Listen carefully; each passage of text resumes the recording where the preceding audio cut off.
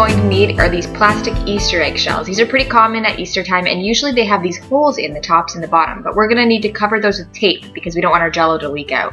We're going to leave one hole that's open so that we can use the syringe to put our Jell-O in.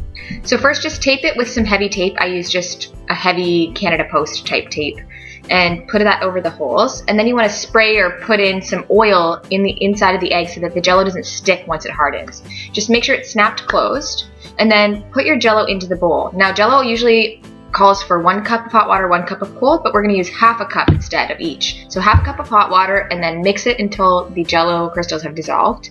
And then you can add your half a cup of cold water to the mixture.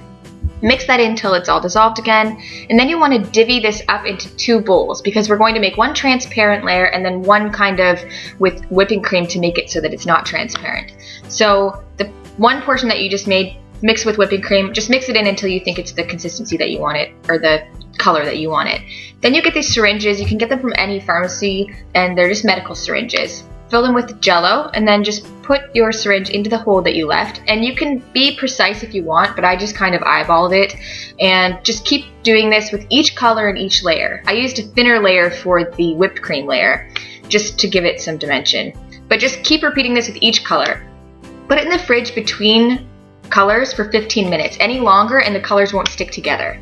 In the meantime, you will have some Jell-O that's left over before you need to put the next layer in, and it will harden up. So to prevent this, put a bowl with some hot boiling water in it, and like a double boiler type thing, you want to put your Jell-O in the bowls on top of each other so that the Jell-O mixture doesn't harden up in between your syringe layering.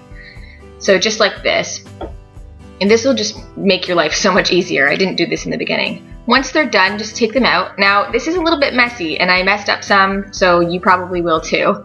But once they're done, just take them out, and then you want to carefully remove the egg. See, you'll see that the suction will kind of separate, and then they should just slide out. But you can see here that it's separating from the walls of the egg. And then voila, you have your Jell-O eggs. And they'll work every time as long as you're slow. Sometimes though, if you're a little impatient and you go too quickly, they will not stick together and just rip apart like this. So make sure that you go slow. Or if you didn't put enough oil in it too, it'll do this as well. And then you're done. You have all your Jell-O eggs. The kids will love them. They look amazing.